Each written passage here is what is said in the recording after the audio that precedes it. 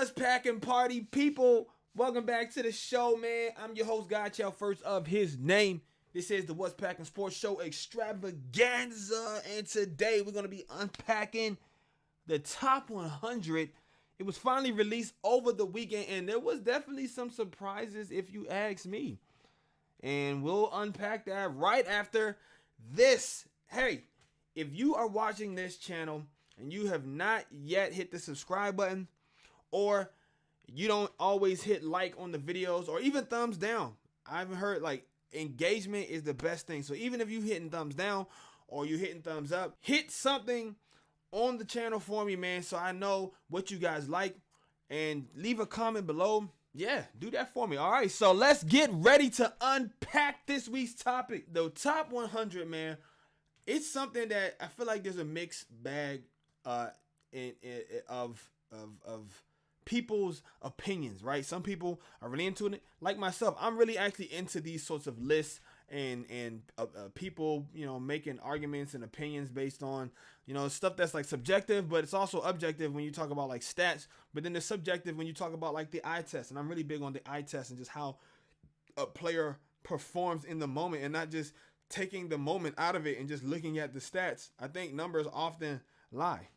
Contrary to popular belief. And the thing that's really cool about the top 100 is they promote it as the NFL's top 100 as voted on by the players. So this is the only list that I'm aware of where some sort of award is given out or some sort of accolades or achievement is acknowledged, and the people who vote on it are completely comprised of players in the NFL. And it seems like in the interview process, if you watch the top 100, they give like little interviews in between the highlights and different people, whether it's the player's teammate or maybe an opponent, all that kind of stuff, man. All that's in there, man. They even had Patrick Mahomes on it this time. So they got a lot of people on there, man. And I think this is good for the NFL. Like, debate is great for sports talk. I mean, it's all about people's opinions and, you know, sharing those opinions and, you know, the performance on the field. And I think it's just a very competitive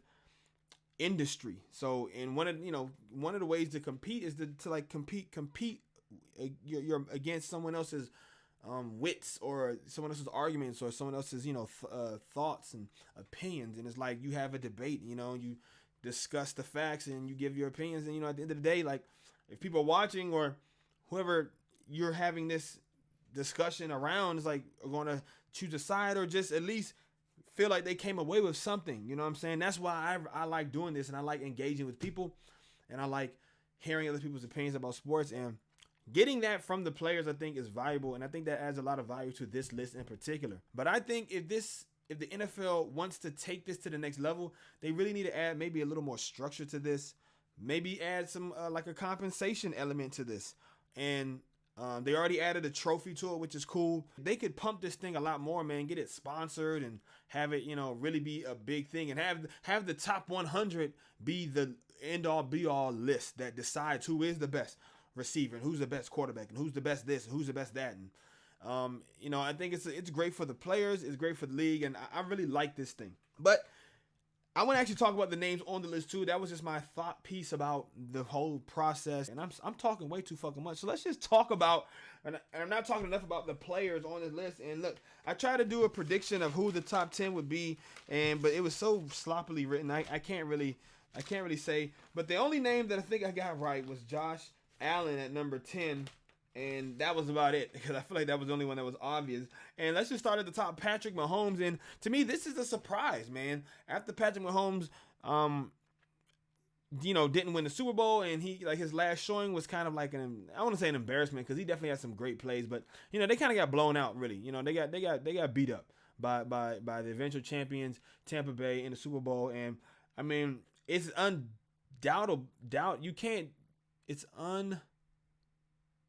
what's the word? You can't doubt the fact that, undoubtedly is what I want to say. Undoubtedly, Aaron Rodgers had the best season of any quarterback last year. I mean, he threw for 58 touchdowns. He had another couple rushing touchdowns, because I think he had like 51. He threw for 48 touchdowns, and he had another couple rushing, so he had like 51 total. He had over 4,000 yards. He completed almost 70% of his passing. He was like 1 point away from like tying his own personal best and the NFL best single season quarterback rating. I mean, the dude was just insane, and he won MVP. And so usually when a player wins MVP from the regular season, the top 100 has shown that they will be the number one player on the top 100 list. And so for Aaron Rodgers to not be the first guy, I think says a lot about kind of how people feel about him and how people can acknowledge his greatness, but they're like, nah, man, you're still not better than Mahomes. You know, like you're just not better than Mahomes anymore. You know, maybe in your prime, y'all going toe to toe, it might be a different thing, but right now, you're not that guy no more, Aaron. And he still thinks he is that guy, and he is still one of those guys. But the guy on that list to me, quarterback wise, is Patrick Mahomes. And honestly, Josh Allen is right coming up the rear on Aaron Rodgers. I already think that Russell is underrated, and I think this Herbert kid is about to also maybe just change the game, or just, I mean, he's not gonna change the game, but he's the next rendition of the Patrick Mahomes like evolution of the game. He's the new model, and he's bigger, you know, more physical, just as strong armed, and I mean the kid looks like he's gonna be a menace in the league. And that's going to be a great division, man. Those two battling out twice a year. That's going to be some fun stuff. So Patrick Mahomes takes the number one spot. And then we had Aaron Donald at number 2. And this guy, Aaron Donald, I mean, there were players that were talking about Aaron Donald, like saying that he is the best player in the NFL. I mean, these are like offensive players, defensive players, saying that he's the best in the NFL. It doesn't matter that the quarterback is the most important position. Nobody is more dominant at their position than Aaron Donald is at the position of defensive line. I mean, he plays at the tackle, the nose, the fucking end. He can literally do. I wouldn't be surprised if Aaron Donald could drop back in coverage and like cover a linebacker. You know what I'm saying? He's just that freakishly talented, and the people have spoken time and time again. This dude has been in the top 3 more than any other defender. I mean, he was actually voted number 1 in 2019, I think, or 2018 or something like that. So, I mean, Aaron Donald he's definitely probably the most dominant player I've ever seen. You know what I'm saying? I would have to put maybe, you know,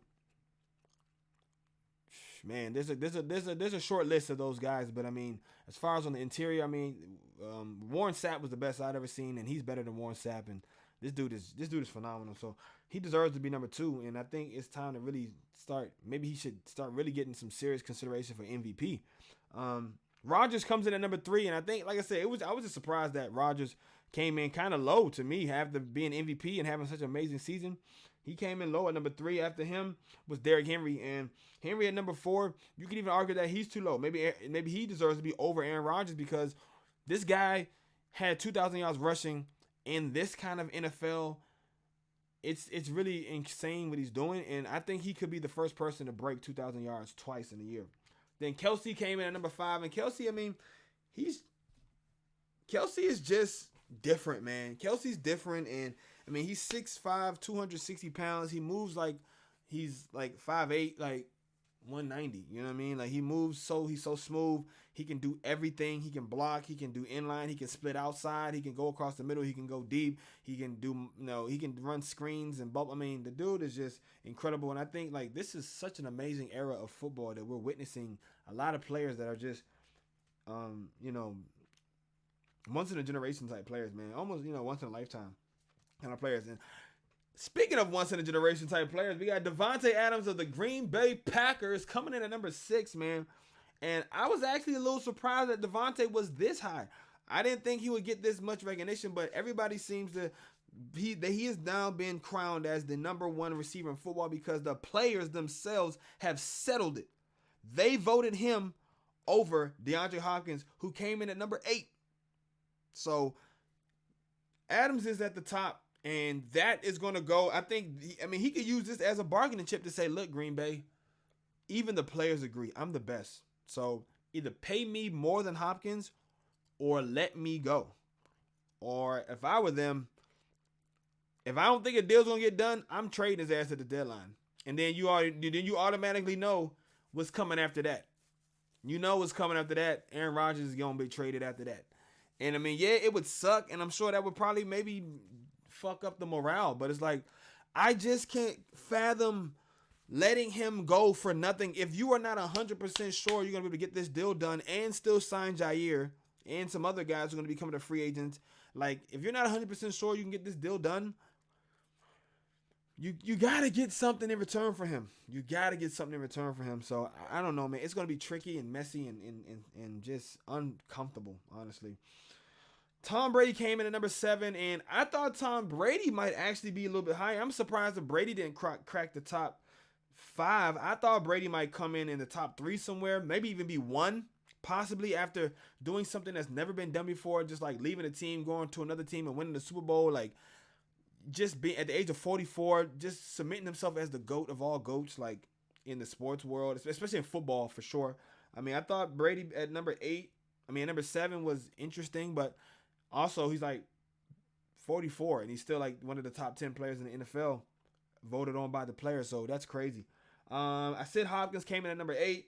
Then we had TJ Watt at number 9 and Josh Allen at 10. And TJ Watt, I didn't know he had like 20 something plus tackles for a loss. That's crazy. Plus he had the 13 something sacks, and he's just a disruptive force. And that defense was awesome. They was often injured last year, so he didn't even have a full complement of his like surrounding cast to like allow him to really feast on one-on-one matchups and just be as disruptive as he can be. So I mean, I think TJ Watt is going to be a front runner for MVP, defensive MVP this year. I'm trying to think who won it last. I guess it had to be Aaron Donald. Like, I mean, you know what I'm saying? Like, and it's so crazy because like Aaron Donald is just like, he's almost like Shaq at this point. Like, really, he deserves it every year. And yeah, 3-time defensive player of the year, 2017, 2018, 2019. I think it was Gilmore, right? Or somebody. And then 2020, he won it last year. I mean, this dude has been a 6-time All-Pro every year since 2014, since 2015. I mean, 7-time Pro Bowler, NFL sack leader in 18. I mean, unanimous all-decade team for the 2010s. And the motherfucker was drafted in 20. He only played half the goddamn decade, and that's just alien type shit, God of War type shit, just next level, man. Aaron Donald, like, and Josh Allen. I think Josh Allen is going to be a front runner for MVP of the league this year. He looked great in preseason. I didn't even really realize how great of a year he had last year. And a lot of the people who thought that he should have been MVP last year might actually have some points there. And I think this year he's going to be the number 1 quarterback in the NFL. So I'm excited about it, man. How do y'all feel about this top 100? Do you think the players got it right? Do you think that the top 100 is going to be the new end-all, be-all deciding factor of who is the top 5 quarterbacks? I mean, top 10 quarterback, top 10 this, top 10 that. Because really, you just take the names off this list and you just put them in order how they appeared, and that really gives you your top 10 list every single year. Like, you don't have to debate it with those other people from the other networks. You can just look at the NFL's top 100 that was voted on by the players and say, damn, these are the top 10 people. So let me know what you think in the comments below. Until the next show, go Pack, go, and remember, the Bears still suck.